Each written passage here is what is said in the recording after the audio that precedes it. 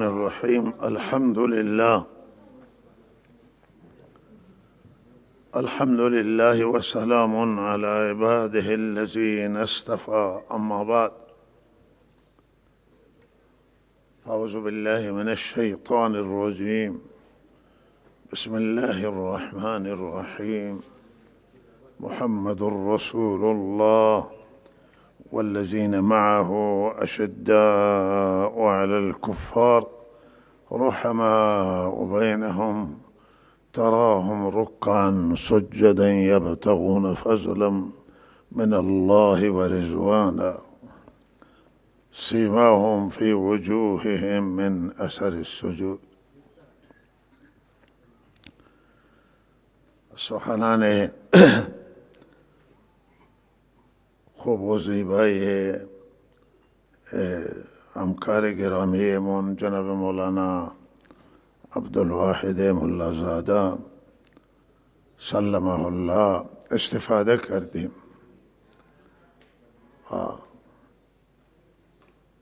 ایام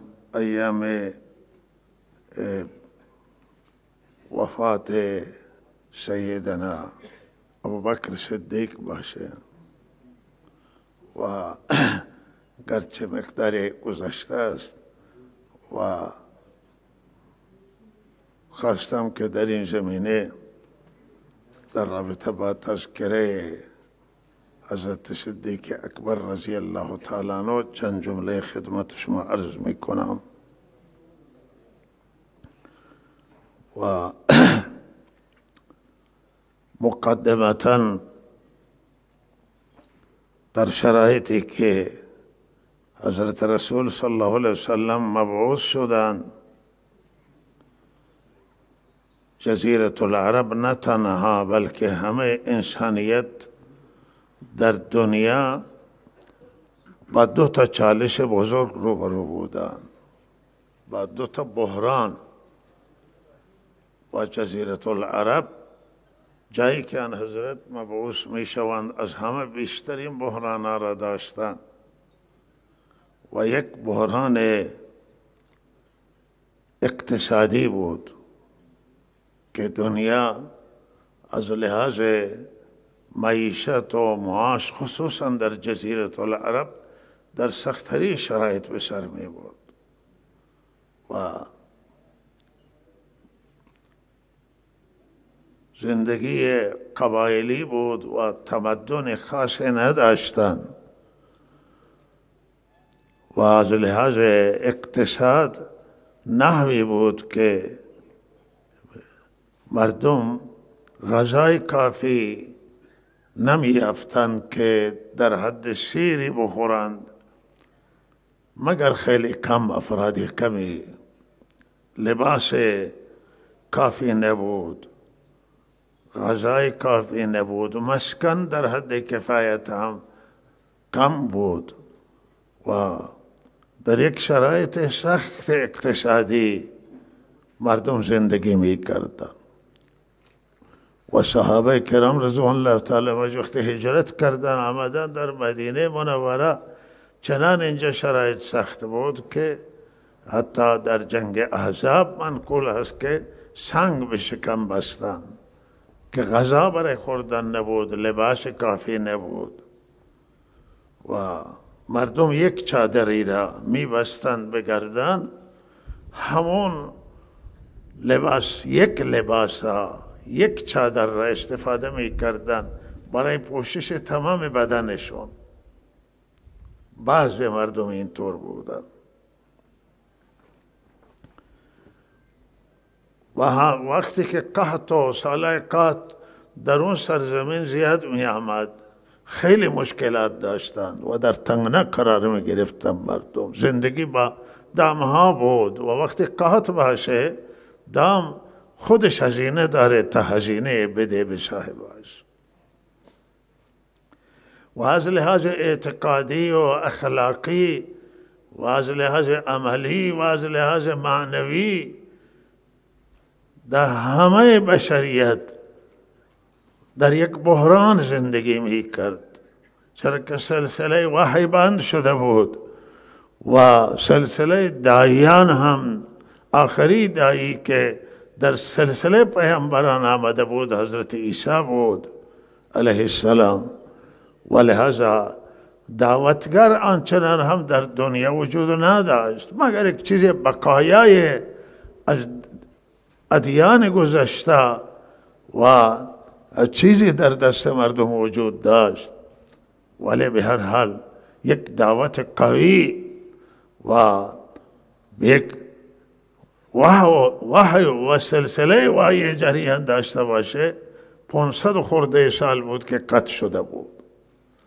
ولهذا در چنان شرایط بحرانی و تحریک برای بشر و انسان الله تعالی حضرت رسول صلی الله علیه و سلم را آخری داعی را خاتم النبیین را الله تعالی مبعوث داشته و همه انبیا دارای معجزه بودند، ولی آن حضرت معجزهش بسیار قوی و بسیار زیاد و صاحب معجزان، صاحب آیاتان، صاحب وحیان و نصرت خاص الله تعالی و امداد خاص الهی شامل حالشونه و دعاهایشون قبول میشن به بارگاه الله، وجیه عند الله، ابرومند نزد الله و الله تعالی این بنده را مبعوث داشته. و از آنجایی که الله خواست که این دین توی دنیا منتشر بشه، خیر توی دنیا منتشر بشه، خوبی توی دنیا منتشر بشه، الله تعالی و یاران و دوستان قوی الله تعالی به پیامبر اعظم آخری پیامبر الله تعالی عنایت کردند و دادند.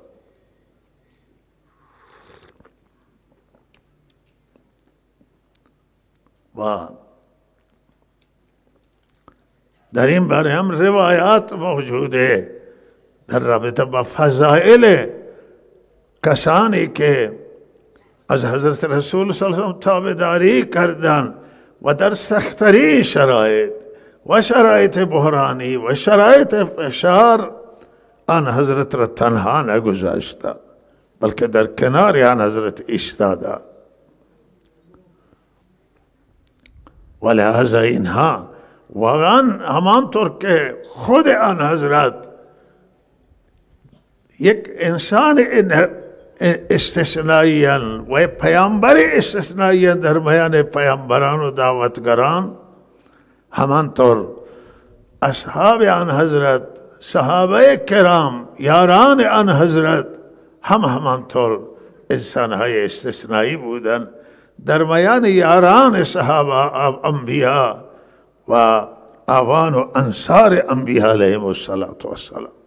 بسیار انسانهای خودگذشته، بسیار انسانهای ایثارگر، بسیار انسانهای قوی و چنان اینها را الله تعالی ساخت و هدایت داد که واقعا به ظاهر اینها انسان بودند که می رفتن، اما واقعا در واقع اینها از فرشتگان هم از لحاظ صفات و معنویت سبقت کرده بودند، ولی هست انسان هایی که از فرشتگان هم بالاترند و انبیاء علیهم السلام از همه فرشتگان، ولی دیگران به هر حال به تناسب و نزد الله محبوبیت دارند وقتی که از درون ساخته بشن و انسان از درون متحول بشه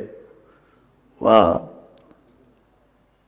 از لحاظ معنوی و اخلاقی و عملی و ایمانی ساخته بشه، انسان میشه یک موجود ارزشمند و انسان میشه یک موجود توسعه یافته و ظرفیت انسان خیلی بالا میره. صحابه کرام چنان دارای ظرفیت بودند که واقعا وقتی که حالات انسان حالات اینها را ما میخوانیم و خصوصا قرآن تلاوت میکنیم و صفات صحابه در قرآن مورد تذکر است، یا در احادیث آمده است، انسان خیلی واقعا حیران میشه که اینا چه انسانهای وارسته، چه انسانهای لایق، چه انسان شایسته، چه انسانهای والا مقام بودن. زنان وقتی که حالات زنان و تذکره زنان قرائت میشه، تا این شیر زنها، چه شیر زنها ساخته شدند و چگونه این انسان ها تربیت شدند و به این جایگاه بالا رسیدند.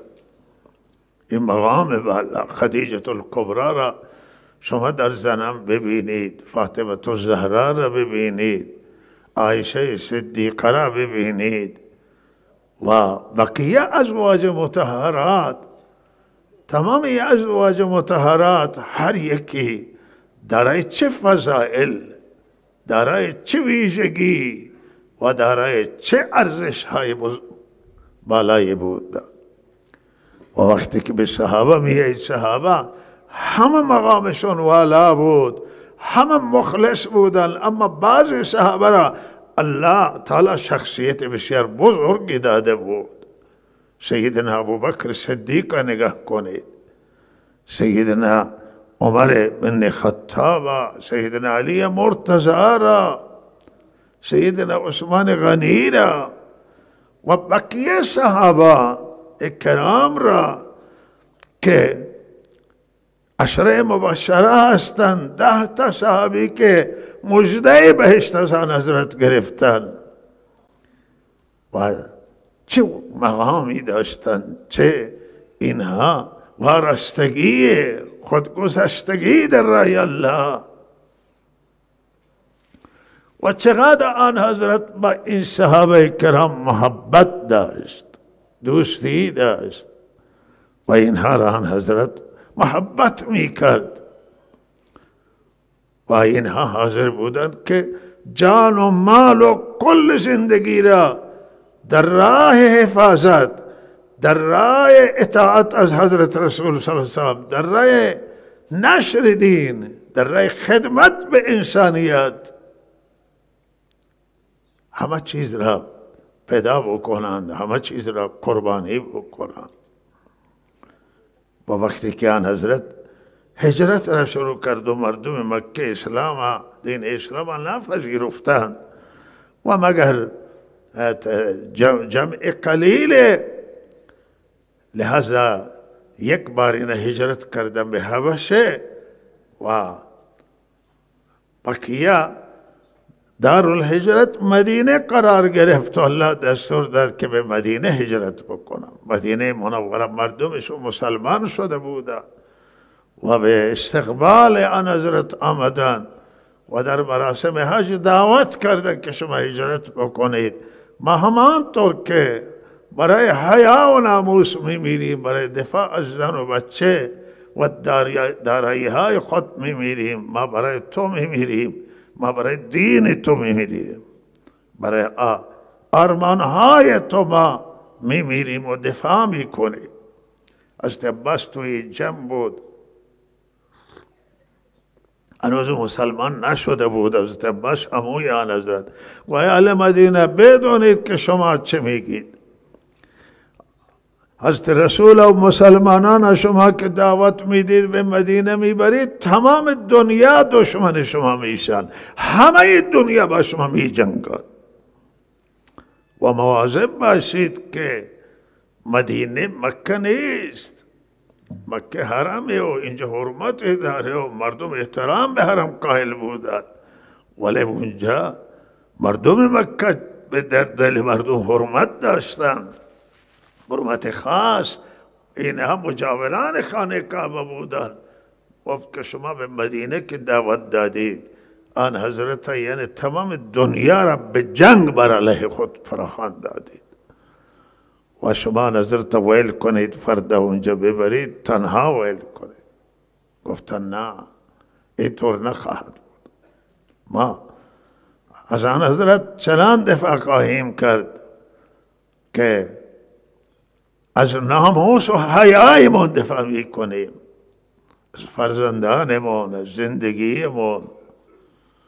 و آن حضرت زندگی اونها و شرف اونها بودا و لحظا آن حضرت هجرت کرد و صحابه و هجرت کردن با چه شرایط سخت عزیزان من این هجرت کردن چون تحت تعقیب قرار می گرفتن راه اینا را می بستن که اینا از مکه دارن هجرت می کردن و وقتی که تصمیم گرفتن آن حضرت را به شهادت برسانند و شبیه خون بزنند بر جایی که آن حضرت استراحت میکنه و آنجا هست آن حضرت این برنامه ریزی را کرد که ابوبکر صدیق با خود برداره و خارج بشه و سیدنا علی را به جای خود بگذاره اینجا که حضرت علی بخوابه به جای آن حضرت که اونها بگن حضرت علی را بگن که حضرت رسوله یکی به رخت خواب و جای آن حضرت میخوابه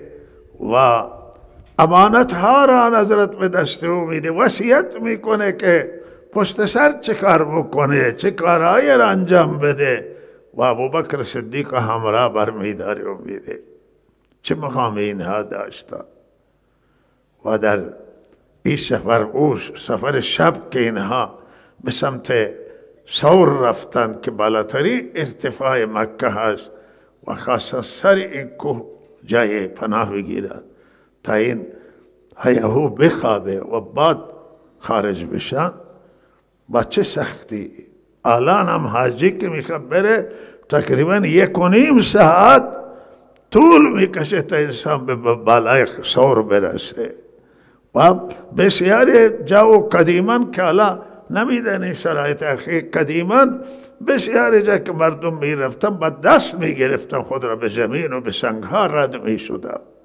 خیلی سخته و اینها رفتن اونجا توی غاری پناهنده شدن و کل این سفر هجرت چه سختی ها داشت تا به مدینه منوره رسیدن و همه این سختی ها را صحابه در کنار آن حضرت صلی الله علیه وسلم تحمل کردن او زمانه نمیدانستن صحابه نمیدانستن که بالاخره آینده شرایط چی پیش میاد کشته میشن میمیرن و یا به حکومت دست حاصل میکنند به منافع دست حاصل میکنند و لحاظا هر طرف دشمنی بود و همه تهدید میکردند همه نگران بودند و دنبال بودند که نور خدا را خاموش کنند با هجرت خواستن نور الله را از مکه به مدینه ببرن برای حفاظت و آنجا بتوانند با حمایت اهل مدینه اوس و خزرج دو تا فامیل بزرگ مدینه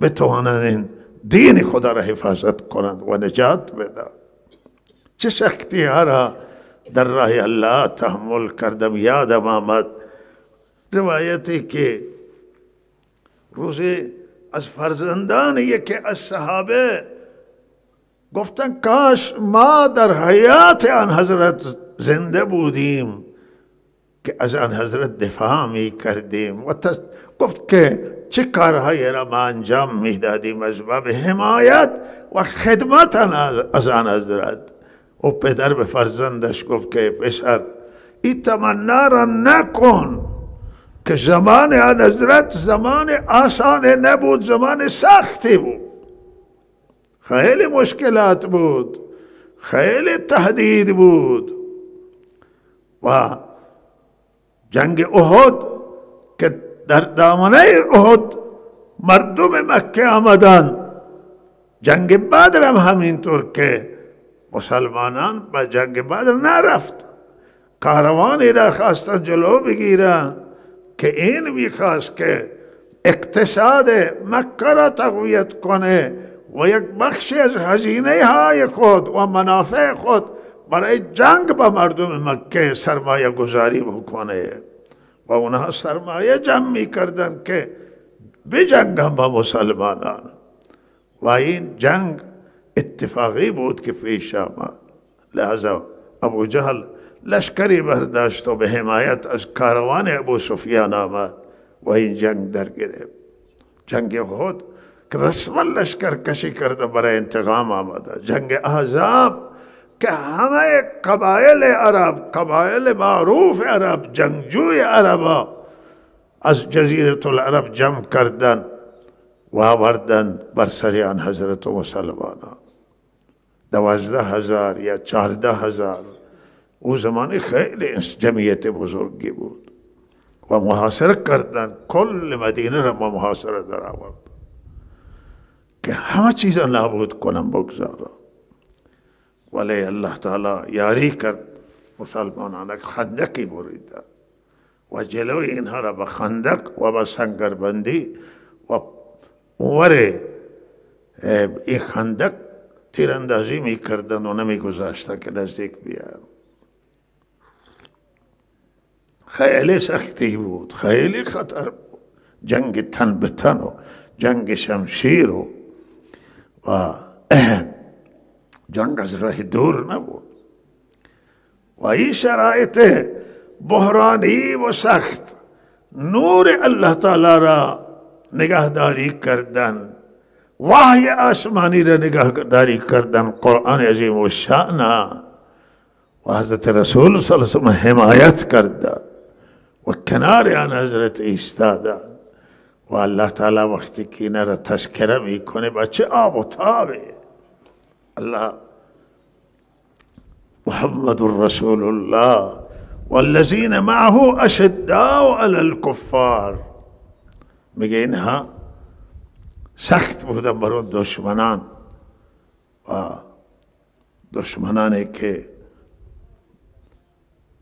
قصد حرب با مسلمانان داشتن یا حربی بودن و در شرایط جنگی قرار داشتن با مسلمانان و بین خود چه رحمی و ترحمی و مهربانی داشتن.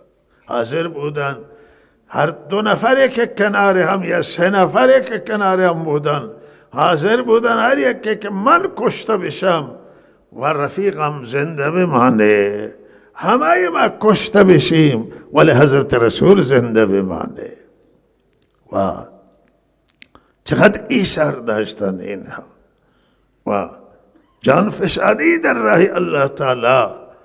و صدیق اکبر و اون حدیثی که آن حضرت فرمودن آخری سخنان آن حضرت سر منبر بود و مریض بودند و در همین حالت این صحبت سخنان ایراد کردن.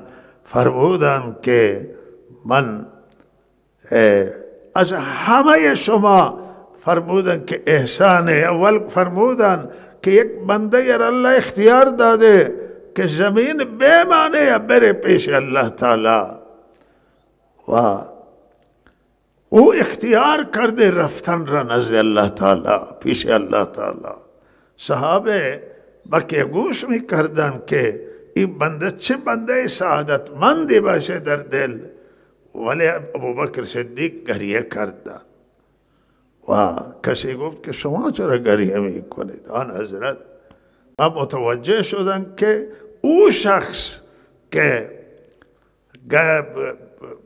حضرت ابوبکر صدیق که گریه می کنه او فهمید که این شخص حضرت رسول صلی الله علیه وسلم. چون حضرت بیمار بودند در حالت بیماری این صحبت کردن متوجه شدن که آن حضرت می روند به بارگاه الله و به ملأ اعلی می پیوندند. و حضرت ابوبکر متوجه شد که آن حضرت و گریه کرد. وقت دید ابوبکر گریه کرد و متوجه شد که ابوبکر این صحبت فهمید کنایه را. فرمود اگر من از کسی را خلیل می گرفتم، خلیل او کسی است که دوستیش در خلال و در سیاهای دل انسان، سودای دل انسان داخل میشه. و اگر من کسی را خلیل می گرفتم لاتخذت ابا بکر خلیلا، حضرت ابوبکر صدیق را من خلیل می گرفتم. و این صدیق لقبی که آن حضرت به او داده و این درجه ولایت بعد از پیامبری صدیق اولئک الذین انعم الله علیهم من النبیین و الصدیقین. الصدیق بالاتر، مقام بالاتر در بشر نیست. و این اولئک و عتیق گفتن، صدیق نامیدن. اولئک الذین انعم الله عنهم، فرمودن که اگر من کسی را دوست می گرفتن، خلیل می گرفتن، ابوبکر صدیق خلیل می گرفتن. ولکن فرمود برادری اسلامی و دوستی اسلامی با ابوبکر صدیق هست. و چه تعلقات، چه محبت وجود داره. اینا چه انسانهایی وارسته، چه انسانهایی شایسته. اونجا سیدنا علی را نگاه کنید که چه انسانی والا مقامی است و چقدر فرهیخته. و اینها همه تربیت یافته حضرت محمد رسول الله. اینا تربیت یافته استاد دیگری نیستن. اینا شاگردان فلان مفتی و یا فلان مولوی، فلان حوزه، فلان آیت الله نیستن. اینها تربیت یافتگان محمد رسول الله و اینها را آن حضرت تربیت کرده بود. و آن حضرت بزرگترین داعی، بزرگترین دعوتگر، بزرگترین مصلح، بزرگترین استاد، خاتم النبیین کسی را که تربیت کنه، کجای تربیت یافتگان دیگر کسان دیگر؟ هیچ کسی شاگردایش در حد شاگردان محمد رسول الله نمیرسه. هیچ کسی اهل بیتش در حد اهل بیت حضرت رسول صلی الله علیه وسلم نمیرسن. چون اهل بیت همه تربیت یافتگان او بود، خصوصا اهل بیت که صحابه هستند و هم حسن هست، حسین هست و است عمر است، عثمان و دیگه بزرگان صحابه. اینها انسان های استثنایی وارسته و والا مقام بودن و خدمت کردن برای دنیا، خدمت کردن برای جامعه بشری و حق اینها بر همه هست. محبت اینها، احترام گذاشتن به اینها، حرمت گذاشتن به اینها، حرمت گذاشتن به حضرت رسول، حرمت گذاشتن به اهل بیت، خاندان، فرزندان، ازواج مطهرات، احترام گذاشتن به امهات المؤمنین، زنان پیامبر، حرمت گذاشتن به صحابه آن حضرت، حرمت گذاشتن به خود حضرت رسول صلی الله علیه وسلم. و بالاخره بسیاری به تهمت و افترا و چیزهای زیاده نسبت به صحابه درست کردن، نسبت به اهل بیت درست کردن و نسبت به همه درست کردن. اینا باور کردنی نیست. و اونهایی که حتی در میان صحابه باز کدورت و درگیری ایجاد کردن، همون دشمنانند که تهمت زدند و افترا به وجود آوردند. و همیشه انسانهای مفید، انسانهایی که برای جامعه مفیدن، به اونا تهمت و افترا وارد میشه.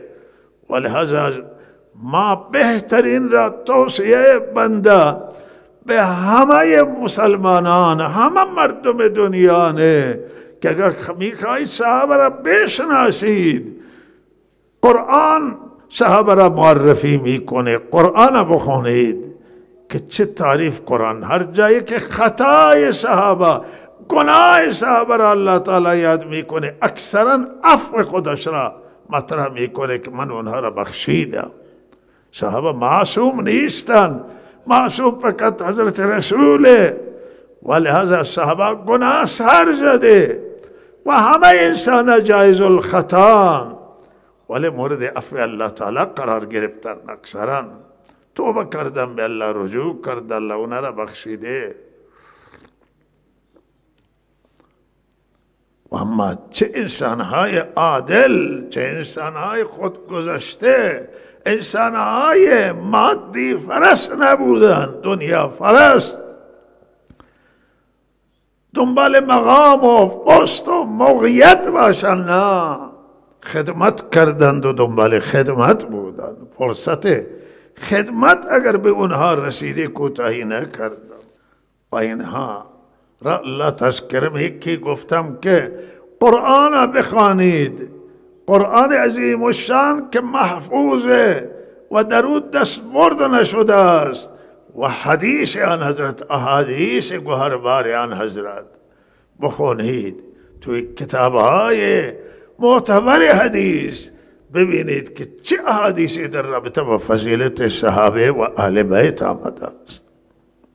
الله تعالی توفیق بده. من قدیما این توصیه از دیری کرده می کنم که اگر محبت صحابه در دل کسی قرار نگیره و از دشمنی صحابه، از عداوت نسبت به صحابه توصیه که سفر هیچ بکنه و دوست داشته نباشه، بغض نسبت به صحابه و اهل بیت نباشه. و الله تعالی توفیق بده که ما همه دوستان آن حضرت، یاران آن حضرت، فرزندان آن حضرت، همه را با اونها محبت کنیم و دوستی داشته باشیم. و این خیلی حیاتیه. و در رأس این همون صحابه بزرگ خلفای راشدین که اینها را باید محبت خاص داشته باشیم انشاءالله. الله تعالی توفیق عنایت کنه. و صحبت اول بود و به هر حال مختصراً عرض دیگری که این روزها در دادگاه لاها شکایتی در جریان هست که اسرائیل، دولت اسرائیل که مرتکب جنایت شده نسل کشی در عرض کنم که غزه، و لحاظا اونجا پرونده تشکیل شده و قضات الله دارن این شکایت بررسی میکنند. و واقعا نه تنها نسل کشی که نسل کشی هم هست و در واقع مصداق نسل کشی و مصداق جنایت جنگی و اینها یک حقیقتی در آنجا و یک واقعیت که اسرائیل مرتکب هم نسل کشی و جنایت جنگی شده و واقعا هیچ عقل و هیچ منطق پشت سر این قضیه وجود نداره که به خاطر بالاخره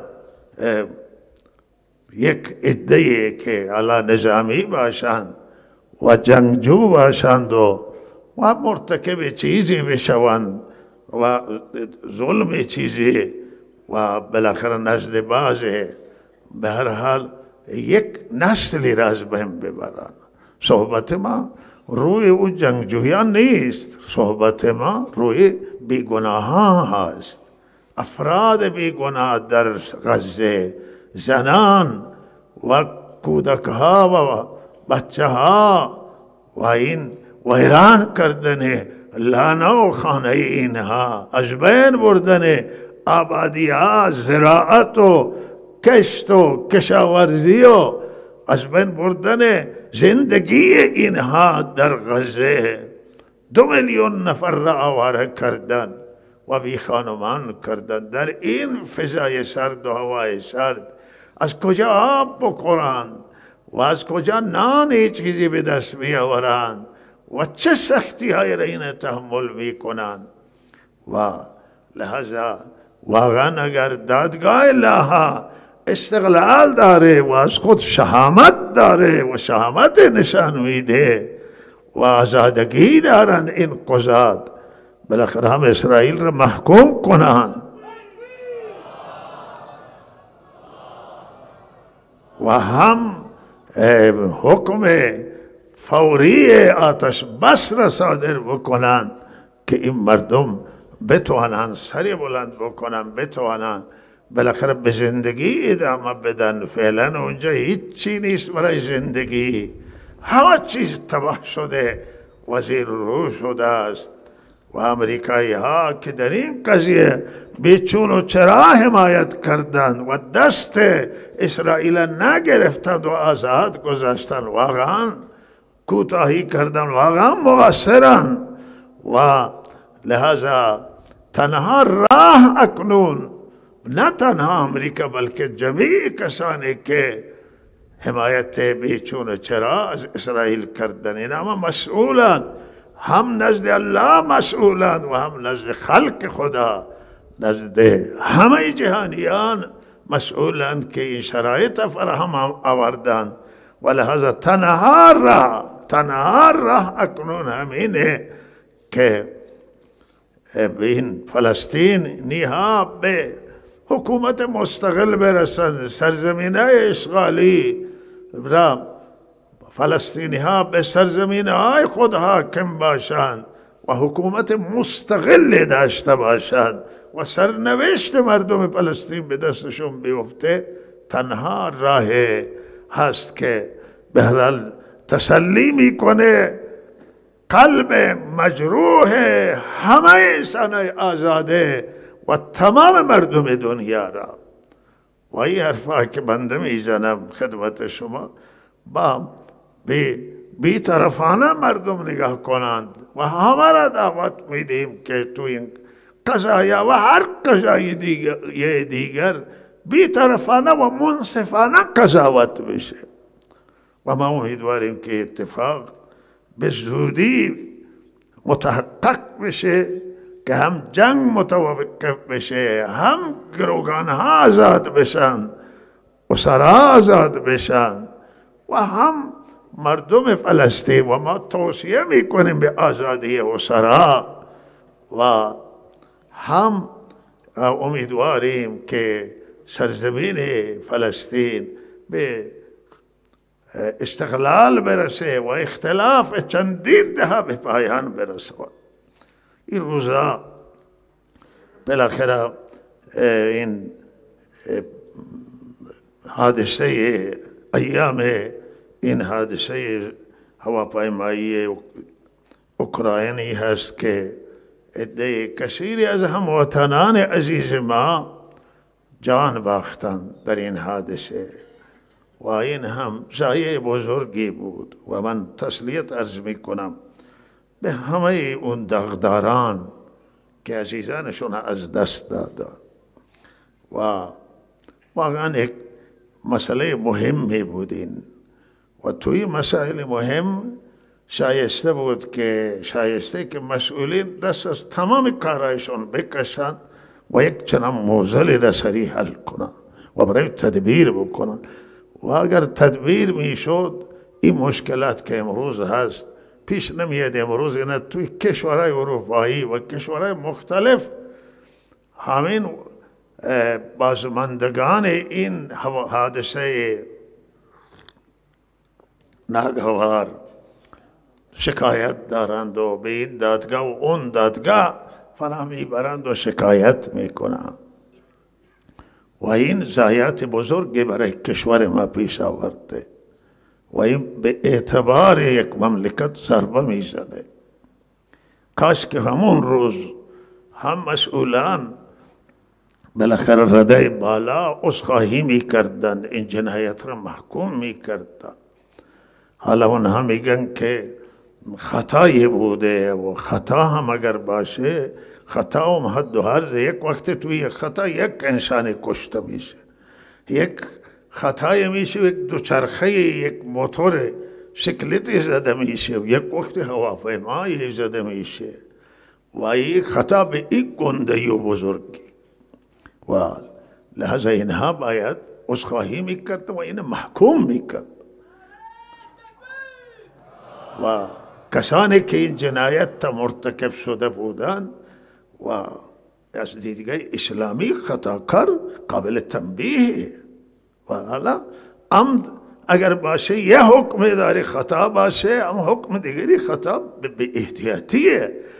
در قتل خطا نه تنها شخص تنبیه میشه بلکه کل فامیلش تنبیه میشه که شما این دیوانه نداشتید توی فامیلتون، چرا شما اینا کنترل نکردید؟ و یک قتل خطا اگر رخ بده توی قوانین اسلامی باید ادعاش را کل قوم بده. بله، و برای چه کل قوم چه تقصیری کرده؟ آقا قوم چرا این دیوانه ها را نگهداری بکنه توش؟ اینا را هدایت نده، کنترل نکنه. لذا این نوع افراد وقتی در یک نیروی هستن که اینقدر مرتکب یک به احتیاطیشون در صورت خطا باشه مرتکب بشن، اینها جنایتند و اینها مجازات دارن، مجازات سنگین دارن. و لحظه اگر این مجازات هم انجام میگیرد که اسلامیت هست، همه مردم دلشون تسلی میشه. بهتر بود که نبرن توی دیگه کشوری از ما. همین مسئله خیلی چیزی بعضی چیزها که حیران موندیم. همین جنایتی که در همه مسلح رخ داد و 100 نفر کشته بشه، 100 نفر انسان و تو همه صحن مسلح یک بیفتاد. و یا مثلا بیش از 200 نفر تا 300 نفر بالاخره افراد معلول بشن و قطع نخاع بشن و دست و پایشون قطع بشه و کور بشن، یه حادثه خیلی بزرگ که انتظاری بود که همون زمان اینا محکوم میکردن، بالاترین شخصیت مملکت اینا محکوم میکردن و میامد این رسیدگی میکرد. و لحاظا این مسائل که میمانن، وقتی میمانن بالاخره این به اعتبار این مملکت و دیگه حوادث مثلا حقوق بشر خیلی چیزها گیر داده و پیگیره و ما معتقدیم که حقوق بشر در بسیاری از مسائل با اسلام هم خانی داره. همه حقوق انسان که قائل حقوق بشر برای اون حقوق قائل حقوق در اسلام هم حقوق هم و لازمی هم، مثل اجرای عدالت، مثل آزادی مردمه، مثل اینی که یک متهم نباید به اعتراف اجباری اعتباری نداره توی حقوق بشری، باید بتوانه یک متهم از خود دفاع بکنه و توی بازداشتگاه چه میگذرد به خیلی این مسائلان و چرا به اینها مسئولان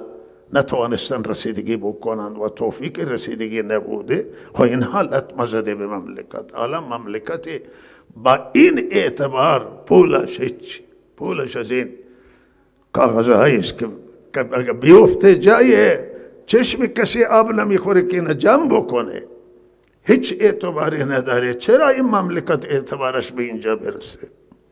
چرا مردم ایران الان بمانند برای خرید نان بمانند و جنجال برای نان و صف طولانی برای نان و خیلی جایگاه ملت این نیست، جایگاه کشور. ما خیرخواه شماییم. یکی گفته بود که فلانی توی جنجاله ها اشاره کرده بود که اینا بعضی از آخونده و مله ها رفتن توی جنجاله. ما با جنجال سیاسی ما هیچ نداریم. ما نه پست میخواهیم، نه مقام میخواهیم، نه منافع، هیچی نمیخواهیم. ما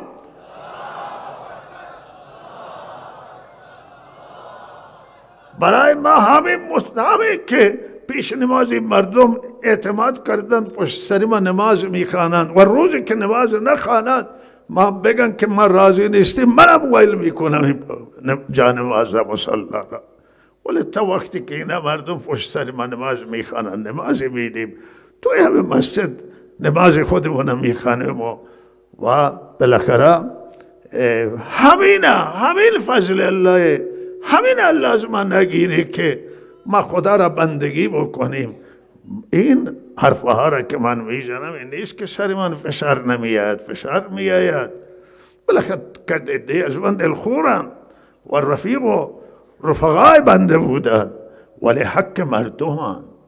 من از این مملکت وجدان من مجبور میکنه و که ما از حقوق مردم دفاع بکنیم. برای ما هیچ یکی خدا میداند که مردم برای ما فرق ندارن، نه شیعهش، نه سنیش، نه مسلمانش، نه غیر مسلمان، نه قومیت ها. همه قومیت های ایران نزد ما ارزشمندند، برای ما عزیزند. همه مذاهب، همه مردم عزیزند و اسلام به این آزادی داده، قانون اساسی هم به این آزادی داده، حق شهروندی داده. ما میگیم رعایت بشن، ما میگیم که کار به اهلش بره، کار به شایسته بره و بالاخره همه چیز توی مملکت اعتبار پیدا بکنه، ارزش پیدا بکنه، مردم این کشور سیر بشه، مردم این کشور تمام دنیا گذرنامه‌شون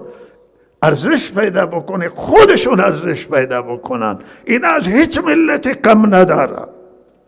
حالا اگه ما بگیم که از ملت‌های دیگه هنوز اینا جلوان، خیلی ملت‌ها گزافگویی نکردیم، فرهنگ کهن دارن و مردم بسیار خوبی هستند و چه استعداد و شایستگی در این ملت و در این اقوام الله تعالی گذاشته و خیره، ما خیر همه را میخواهیم و لحظه این دنبال سیاست کسی که بعضی او سیاست که اونا اشاره کردم و همونی که کسی به پست برسه. ما نه در گذشته خواهان پستی بودیم و نه در آینده خواهان پستی هستیم، مقامی است. همین ملت سیر بشه، همین خدا را عبادت کنن، خدا را بندگی بکنن، آخرت را از دست ندن.